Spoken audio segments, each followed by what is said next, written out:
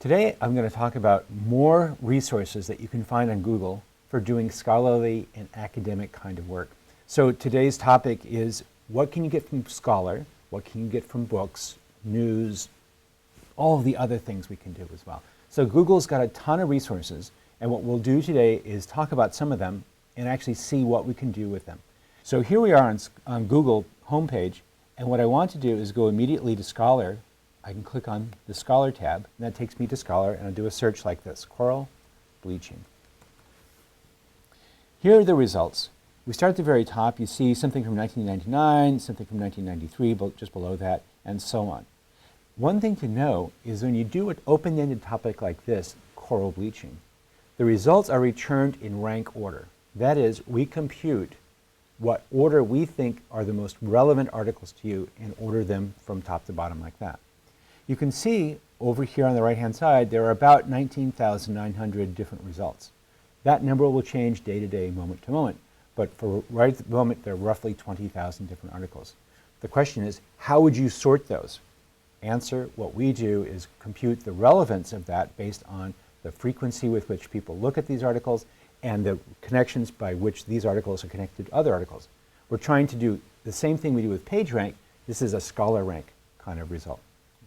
Now notice it's not exactly the same. If you look here, you'll see that the citation number here, like this one, cited by 1,400, then the next one cited by 286, it's not necessarily exactly the same as the number of citations. If we click on the cited by, you can see that there are a bunch of articles here. These are all articles that refer to the article we were just looking at. So watch, I'll do that again. Go back to the original page. This is this article, Climate Change, Coral Bleaching, and the Future of the World's Coral Reefs. It's cited by 1,400 articles. That is, these are all other articles that have links to, references to in their citations, back to this article. You can see the most highly rated one at the very top, and you can go through and see all of these. That's what the cited by link does, is it tells you roughly the connection between this document and other documents out in the world. Other things to note is if you go to the far right-hand side, you'll see right here this PDF from site. So this link actually will take you to the article, a PDF copy of that article. Notice that not all articles have that link. So here, for example, the second document, ultraviolet radiation and coral bleaching, there's no PDF link to it. There can be many reasons for that. But one thing to know, secret tip of the trade, is that if you write to the author, they will often send you a pre-publication PDF or a copy of it in some form. There may be copyright reasons why they can't actually give you this original document here, but sometimes authors, I found, were more than happy to send you a scan of that original document. Okay, so that's how Scholar works to first order. You do a query, you get the result back, go. Now, one of the things to know is that you can use everything you know about regular Google search in that line, in that search line. So for example, here you see I've done coral bleaching, but I've added the cite : operator. What this does is, just as in regular Google search, it limits the search just to that site, in this case, stanford.edu. So if you look down here, all these documents are now from a Stanford EDU site. In essence, what we've done is asked for coral bleaching articles from Stanford. Okay? Notice that you can do many more things like that. You can use the minus sign to exclude articles from an institution. So minus stanford.edu, for example. Another kind of thing you can do is, for example, do a single query like this. Here we're searching for sense-making, topic we talked about before. So here at the very top, you can see there's a book. The second article is an article by Brenda Durbin. The third one is another famous article by Carl Weick.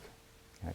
Now, the citation link here is, you can see roughly, this is 9,700 different articles. That's a pretty important book. That's one way you can start to gauge sort of the informal sense of how important a document is. We'll come back to this topic, the citation value, the H index, and so on later. But you can also see right next to it is this thing called related articles. Related articles are articles that are not necessarily linked to or cited by this particular paper, but are topically related. So in essence, this is a way for you to expand the range of topics that you might explore on this particular subject. And the library search link that you see below the subject header here is a link to OCLC. That's the online catalog it's also called WorldCat. And what you see here, when I click on it, is it takes me to this WorldCat website, which has links to, it's basically a meta catalog to many of the world's participating libraries. In our case, what this does is it shows us where this book appears. You can see here, I put in my location as Kodiak, Alaska. The closest copy of that book, if you're in Kodiak, is at the Anchorage Consortium Library at the University of Alaska, Anchorage. I'm going to change my location here. I'm going to put in Mountain View, which is where I'm at right now. And now I can see this book, Sense Making Organizations, is available at Stanford University Graduate School, 6 miles from where I'm at right now. This is an immensely handy trick, particularly for those books that are really too expensive to buy. You can go and use Google to find out those locations in libraries nearby. Often use interlibrary loan to get it. The last thing on that bottom line is the versions count. So you see here all 7 versions. In Scholar's crawling of the web, it has discovered 7 different versions of that document, 7 different versions of that book. Let's actually click on that and see what that looks like. So if I click on all 7 versions, the versions thing shows me here's the book. It's in books.google.com. Here's another copy in France. Here's an incomplete citation right here, and so on. This is awfully nice for locating multiple variations on it, say different volumes, different editions, and so on. Now, one of the things to know about Scholar is that often I'll use advanced search for Scholar. The advanced search click link is right here. It's called Advanced Scholar Search. Okay. So let's go back to the Scholar homepage. I'm going to do that by just clicking here, clicking on Scholar, and you can see that link right there, Advanced Scholar Search, takes me to, guess what, the Advanced Scholar Search page. The great thing about this is you can specify all kinds of things using special operators that, frankly, I can't remember and you probably won't remember either. What's nice about this is I can do interesting kinds of filters with properties that are otherwise difficult to get to. So, for example, I can filter by author name, articles written by, and then I insert the author's name. Notice that sometimes you'll want to do variations on that name. So you might want to do, in this case, P.J. Hayes, or Philip Hayes, or Phil J. Hayes, and so on. You can also filter by time. So I can filter, for example, on articles that have been published in a particular date range. Note below, in the articles, in the collections area, you can filter by topics. So I can say, for example, find articles written by Dan Russell only in engineering and computer science. So if you use author search, one way to think about this is it's like using the author : search option in the ordinary search query. So for example, you can see here, author : flowers. That's fantastic if you remember that, or you can use Scholar Advanced Search. But one thing you might want to do is to say flowers minus author flowers. Okay? What that does is it says, give me all the topics, all the articles about flowers without the author whose name is flowers. See the difference? This is an important distinction because it allows you to very carefully select authors whose name are very common or have unfortunate overlaps with real-world things like, say, flowers. Note also, if you're looking for names that have a lot of variations like Don Knuth or D. Knuth or D.E. Knuth, you can quote those by using our double quote operator. You can also restrict on the publication, that is, the Journal of, say, Finance or the Journal of Experimental Biology. Again, you might want to search for variations, for synonyms, for example, j.x.biology or bio. Okay? So remember those different kinds of options. Use the OR operator to explore different variations on that. Journal of Experimental Biology or j.x.bio. Use that as a trick in order to expand the reach of possible options, possible alternatives for the key publication name that you're searching for. Remember that we have all the advanced search operators, cite, file type, minus, and so on. One thing to remember about Scholar Search that's different from regular search is that here, the plus operator means forced inclusion. That is, in regular Google search, you would say in text : than the phrase you want to be sure is on the page. In Scholar, you have to use the plus operator. I know that's a variation from the usual thing. That's the way it goes. Someday, maybe we'll get this all straightened out. But until then, remember in Scholar, the plus operator forces the inclusion of that word or that phrase on the page that you're searching for. Now, when you use Scholar, oftentimes if you're a regular user of it, you might want to set up preferences to reflect your ordinary use of that. If you click on the Preferences option, which is below the Advanced Search link, it'll take you to a page like this. So what you can do in the Preferences is, for example, change your search language. You can search default in your language that you normally work in my case, English. But you can, for example, if you're an Asian languages scholar, check these boxes to get Chinese, traditional or simplified, Korean, or Japanese. So that is the language in which you'll be searching. You can also then specify things like the number of results you want to see. So if you don't want default 10, but want to default to say 30 or 40, you can do that. You can open your search results in a new browser window, and so on. An important thing to notice here is this library links here. So I can, for example, do that WorldCat operation, but limit it just to a particular library, say Harvard, Stanford, Yale.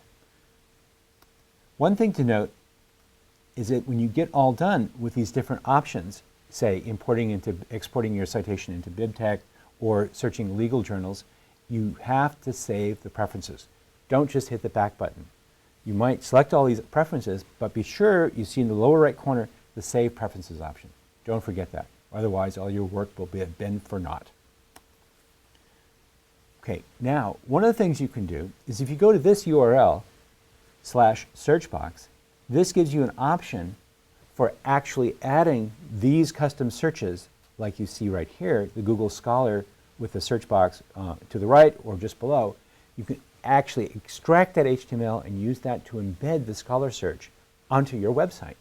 It's a fantastic thing to do if you're trying to build a site for your university library or for your, say, K-12 school library. This gives students immediate access to Scholar without having to remember how to navigate through all the different options. Now, as I mentioned, we have a connection already built in for Scholar to find this book or this article in a library. You can also have other kinds of links using the library search thing. So that's another way to get into WorldCat thing we just discussed. Okay? Remember, this searches public libraries and academic institutions worldwide. I don't remember the exact number, but I think there are many tens of thousands of libraries that participate. So this is actually a great meta-catalog tool to remember how to use. Now, if you're a member of a library that actually has a thing called a link resolver, this is a really handy thing to know. A link resolver, just so you know, is a tool that allows you to go from Google Scholar and resolve links to articles in your academic institution's catalog. That is, your librarian will set up a link resolver so that when you do a Scholar search, it searches not only the complete compendium of Google Scholar articles, but also the contents of your local library. This is a little bit like search in a library, but what this is for your local library. If you don't know what a link resolver is, don't worry about it. But if you need a link resolver for your library, you can find out how to install it relatively easy. Another really great feature of Google Scholar is that starting about a year and a half ago, we started including legal results and opinions in the text, the corpus of Google Scholar. What you can do, for example, is, as you see here, search for a decision, a legal opinion like Dred Scott versus Sanford. If you choose the legal opinions and journals option, what this will do is search through the corpus of all the content in legal space that we've indexed. Let me show you that. So let's go back to Scholar, go back to the home page. I'm going to do a famous decision, Roe v. Wade. In this case, I want to click the option Legal Opinions and Journals. Do that search, and you see here, these are all actual opinions and articles from various legal journals. So in this case, I'm using that filter, and I'm going to say, well, let's do it since 2000. I can filter on a time restriction like that. and I include citations and at least summaries. So you have different ways of filtering those results. It's really handy to be able to do this if you're trying to do scholarship on legal issues. A really nice thing to do is you can search for common phrases.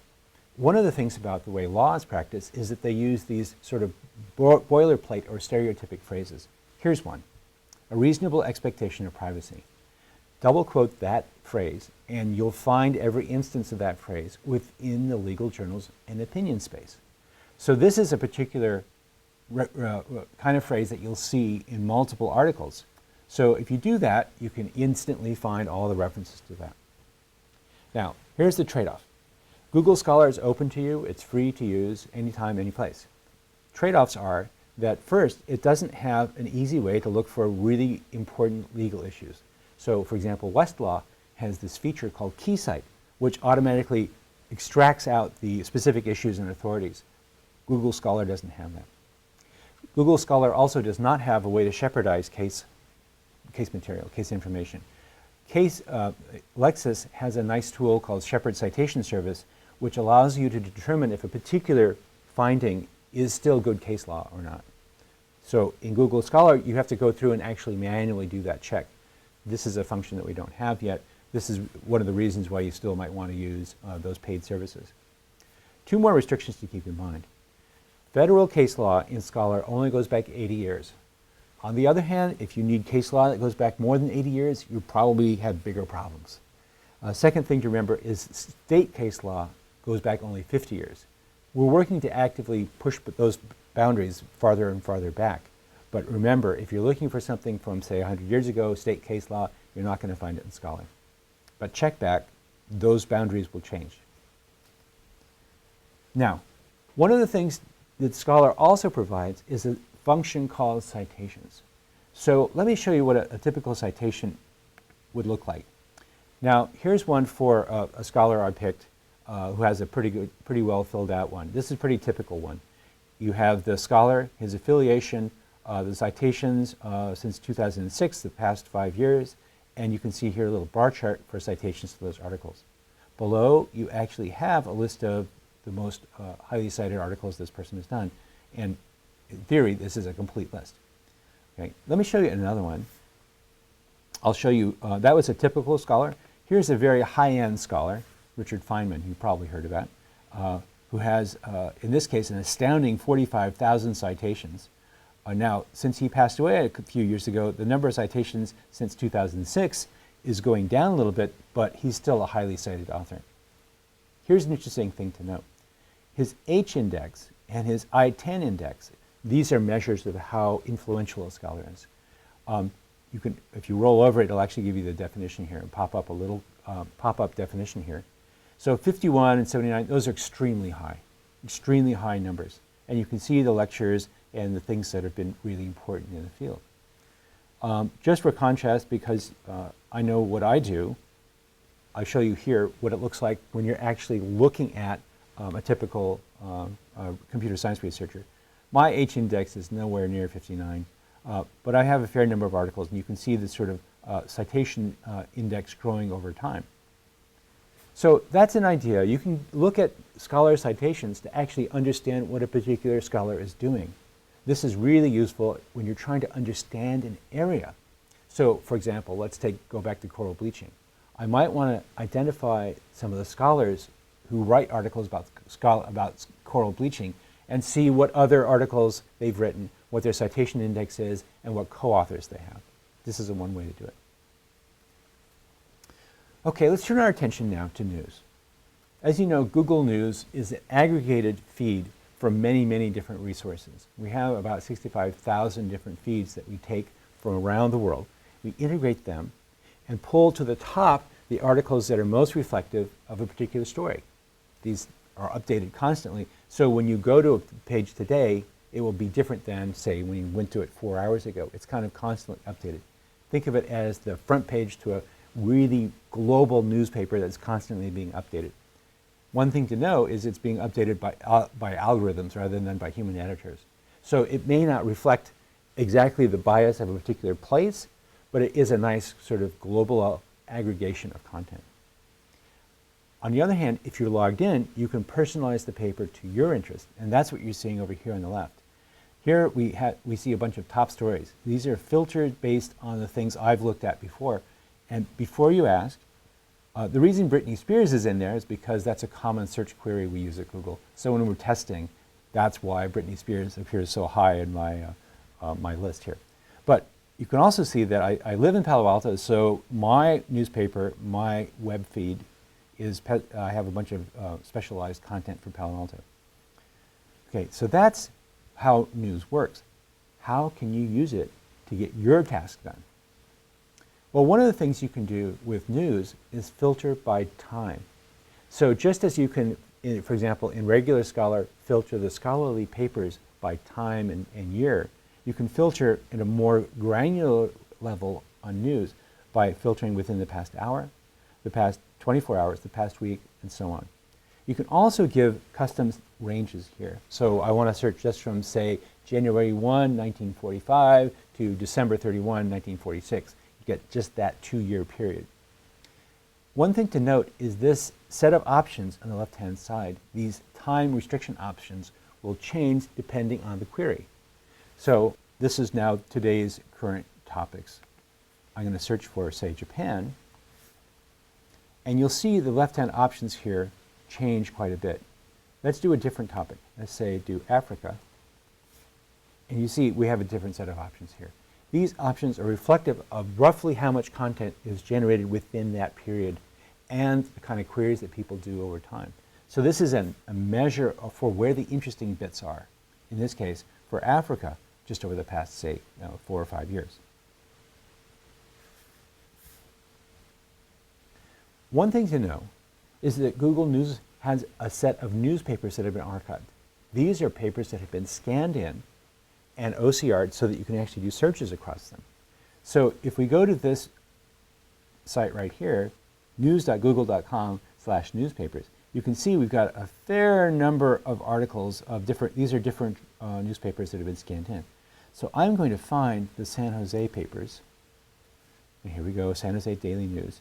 Now notice we have 199 different issues. This isn't a complete scan of everything, but it gives you a sense for when this paper was active and when the scans that are available. So here we go. The first set of scans is from January 1886. So this is nicely archival. It's a great way for students to get into the topic of their particular local area and start to understand what's going on historically. So I'm going to click on this first image here, and you can see this is a really interesting set of things. I'm going to click in a little bit more, and you can start to see in 1886, people are already advertising Japanese Christmas presents. In this case, this is articles that were imported from Japan for sale in San Jose. It's a fascinating way to sort of get a sense for the history of a place and what was considered to be important news. And just so you know, there were lots of ads on the front page. So we now think of ads on the front page as being somewhat scandalous, a little bit mixing of news and commerce, but in truth, this is actually quite an old practice. You can also get a sense for what some of the prices were. So you can go around and look at, say, a $4,300 mortgage on a property in downtown San Jose. I think it's a little different these days. So that's /newspapers. That's a great resource to know about. You can also browse in that archive. So just as I was showing you, we were looking at a particular page, you can also very quickly move back and forth in time and get a sense for how news and history progresses on a particular topic in a particular location. You can search, as I mentioned, within a particular time span. This is a really nice thing to do for particular kinds of topics. So for example, the word Bosch. How is that word used in different time periods? So for example, it was used, as you can see here, to refer to a particular group of people during the First World War and then again during the Second World War. Using news filtering, time filtering like this, you can easily get in and see the original uses of those words or phrases and start to understand how things start to link together, how ideas change over time. Let's turn our attention to patents. Google has a feed from the US Patent Office, and so far, we only have the U.S. Patent Office. Hopefully in the future we'll expand to patents search worldwide, but currently it's English only and only in the U.S. Patent Office. But you can see when you go to the patent page, let's actually do that now. I click on even more, I get to patents, and here we go. One thing to know about patent search is it's almost always the case that you want to use advanced search. Yes, you can do searches from this homepage right here, but I recommend actually clicking on the advanced patent search link like this, which gives you all the options. So for example, I might want to find patents that have been assigned to, say, Google, and I can just do that search now. And the assignee field is the holder of the patent. After it's created, all patents are assigned to some person or corporate entity. In this case, you can see everything that's been assigned to Google. So let's go back to that advanced search page, and I'll fill in, let's say the inventor, I want to search for Sergey Brin. I'll just put in Brin, his last name here. Now you can start to see patents, in this case, information extraction from a database. Let's look at that. You click on that link and you can start to see the front page. In fact, you can get to the entire contents of that patent. But I can verify that this, in fact, is assigned to Google, inventor Sergey Brin. And here I can start to see how to get all the drawings, the description, the claims, and everything. So patent search, USPTO, use advanced search, because that's probably where you're going to want to go. Or if you're a really sophisticated patent searcher and you do this kind of for a day-to-day basis, you might want to learn those kind of keyword operators in inventor, in assignee, and so on. When you fill out that form and hit enter, you can see those keywords, those keyword operators at the very top. Okay, we talked about scholarly news and patents. Let's turn our attention to public data, because Google's got a bunch of public data and it's available in a way that's handy for students and something you might want to explore a little bit on your own. So for example, we can go to this google.com/publicdata/home. This is the home page we see here. Let's go take a look at that.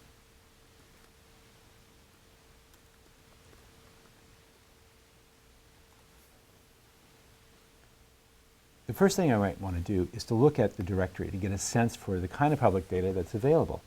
So here you can start to see there's a bunch of stuff from the UN, from Eurostat, and we can, for example, let's look at the US population. This is from the Census Bureau.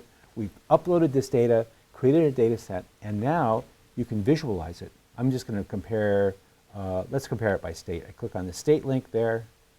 Let's click on population. And what's happening is it will download the data and make it viewable to you by different kinds of filters, if you like. So here I'm looking at the entire US population over time from 1981 to current population. But what I can do here is to say I don't want to compare all US, I just want to compare, say, California against all of the US with Alabama. So here we can see the yellow line is Alabama over time. California, you can see slight growth there. And if you click around here, you can start to explore different data set relationships. Now, one of the nice things about this is you can actually upload your own data. You can create your own data set, upload it, and visualize it using the Google tools available here. Click on My Data Sets, the link to explore how to create and format your own data set for your own exploration. We have a lot of different data sets available. I encourage you to go look around. One is, for example, the unemployment rate. The nice thing you can do with that is compare different counties. So here, for example, we have overall California unemployment rate in blue.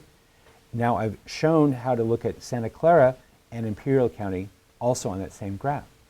Why does Imperial County have such a giant range of variability? Well, I'll tell you, Imperial County is a very agricultural county. So you can see here all the seasonality effects. So see that particular pattern year to year? So there's high employment in summertime, and then there's a peak around harvest in the fall. There's a low dip at the end of the year. And you start to see interesting detail here. Contrast that, say, with the pattern in Santa Clara County, which is a highly industrialized county, somewhat different. You can also, as I said, compare employment rates. You can compare population. Here I'm showing you a contrast between Uganda, which has a fairly active high growth rate, with a place like, say, Austria, which has a little bit of a decline over the past 10 years. Explore this data, very easy. You can't break anything, but you can learn a lot about the world. Another resource we have for scholarly and educational activity is to use video. Now, you know about YouTube, but here's the thing. Video.google.com, that is the entire suite of everything we have indexed in video, is actually much bigger than youtube.com. It's a proper subset. That means when you go to video.google.com, you're actually searching all of YouTube, plus a lot of other video sites as well. Now, one thing to know is that there's a lot of stuff out there, some of which is, well, you know, there's a lot of junky video. There's lots of cats falling off things to look at. But there's also lots of really great video. Let me give you a couple examples. One thing to know is that there's a bunch of educational videos that are out there. The education channel at YouTube has a compilation of interesting lectures from a number of well-regarded resources. Here, when you go to the homepage, you can see a lecture by Stephen Hawking. You can understand interesting research reports about doodling in math, and you can actually get to the full content of the Khan Academy. We also have other channels, for example, the TED Talks channel. Here you can actually go see the talks that were presented at TED and get these nice 12, 18-minute lectures on a variety of topics, often from the best people in the field. This is something well worth exploring, and I've spent many happy hours learning stuff I never thought I'd learn through the mechanism of the YouTube channels on TED. Another kind of way of thinking about video on the net is that there's stuff on there that you might have never thought about. This is an example I often use, talking about how to use video in classrooms. This is a video, the actual archival video of the Wright brothers' first flight at Kitty Hawk in North Carolina. The fascinating thing to know about this is when you watch the video, it becomes clear that this plane is flying what looks to be backwards. If you look carefully here, you can see that the Wright brother flying is actually pointing towards the camera. That is, this plane is flying from right to left. It has the little wing in front called a canard, which is the leading wing, opposed to what we have now, where we have the big wings in front and the little wings in back. Next time you see a plane, you'll realize the little wing is in back these days. At the beginning of flight, the little wing was in the front. Looking at a video like this makes that point instantly clear. There's also a ton of really great content. For example, if you're trying to understand how World War I affected people, searching for a search term like oral history and then major news event, oral history of World War I. This is a great way to actually hear the stories from the people who lived through it, telling it to their friends, telling it to their family, or telling it to professionally produced videos. In addition to all that other stuff, we also have, as you know, Google Books. Google Books includes lots of different kinds of things. Now, one of the things you might need to know about Google Books is we have basically two parts to Google Books. There's the part where we're trying to sell books. That's the interface you see on the right here. Then there's, when you're trying to research a topic, we have the ordinary search interface on the left-hand side. One thing to know is this is an incredibly handy way, using the find in a library trick, to look for materials that are difficult to find, materials that are archival, or just plain too expensive for you to purchase. So you can, for example, look for a book like this using the advanced search feature, and you can find exactly where that book is. Then click on Find in a Library, and you'll go immediately to the OCLC and find that book wherever it's located in the world. Alerts is another major topic I wanted to talk about. What an alert is, it's basically a standing query.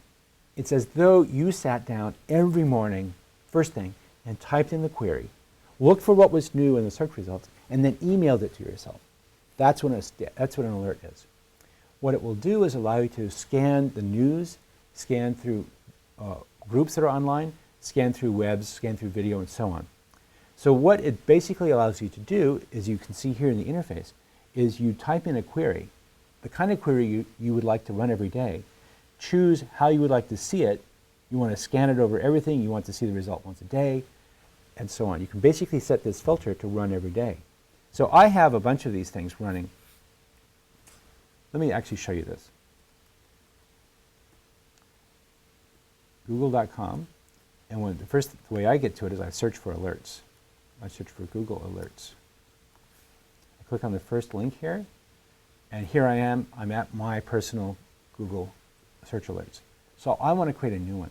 So let's look for Google Guide to New Material. Okay. So here what I'm doing is on the right-hand side is running that search live.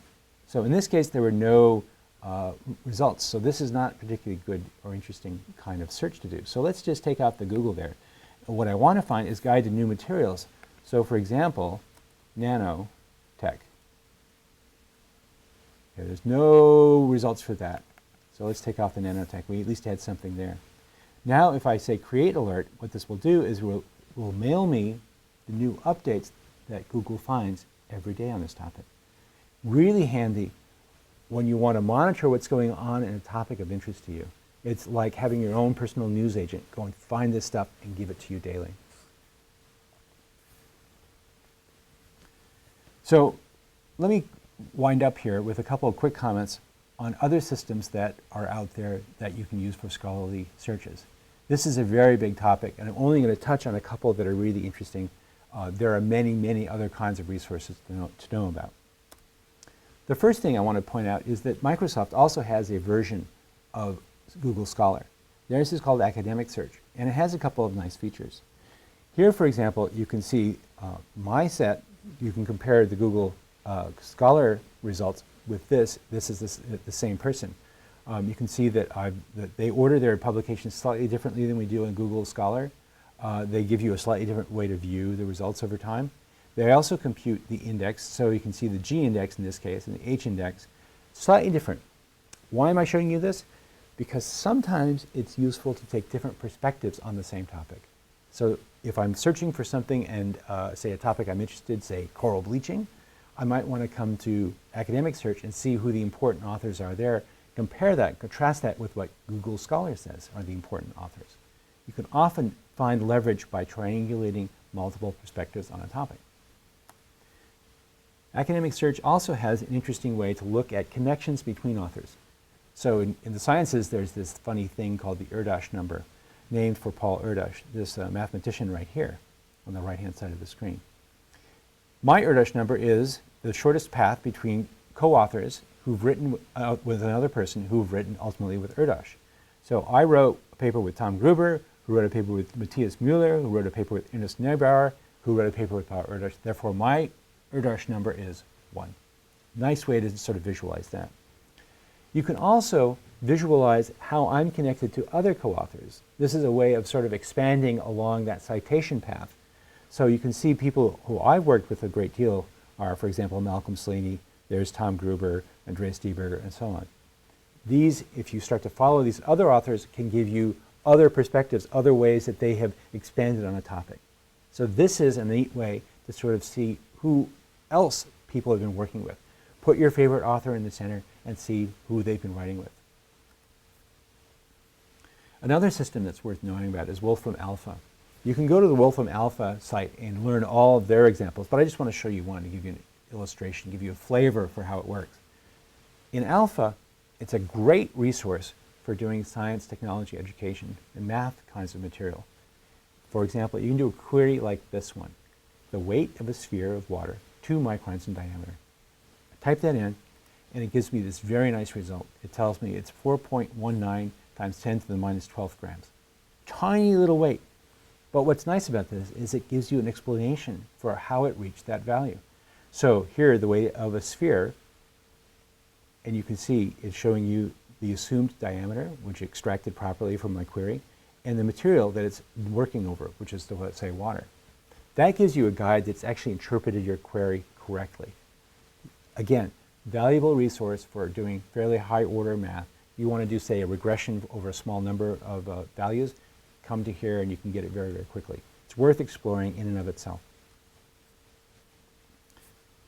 A big question for all of us is how do we as scholars, as people who try to write intelligent, interesting, deep papers, Stay on top of what's going on. Here's one way. There are a number of blogs that are worth reading. I suggest you subscribe to at least one of these as a way of staying on top of what's new in the world. The Scholar blog is here, Google scholar.blogspot.com. I write a blog which has 2 or 3 posts a week called Search Research. That's the first one you see there. It doesn't actually matter which one you sign up for, but in order to stay on top of all this stuff, because all of this technology, all these resources are changing dramatically day to day, you need to sign up for one of them in order to stay in touch. Part of our job is to make sure that you can understand what's possible, but part of your job is to stay in tune, stay in touch. And this is a nice way to do it. So in this lecture, I've tried to show you a little bit about how Scholar works, what news does, and different ways to get at things like patents and video data, books, and so on. We try to give you a set of tools to allow you to filter, to allow you to extract interesting content. The takeaway here is there's a lot of stuff. You need to stay on top of it. Keep exploring. It's the only way you're going to keep on track of what's going on.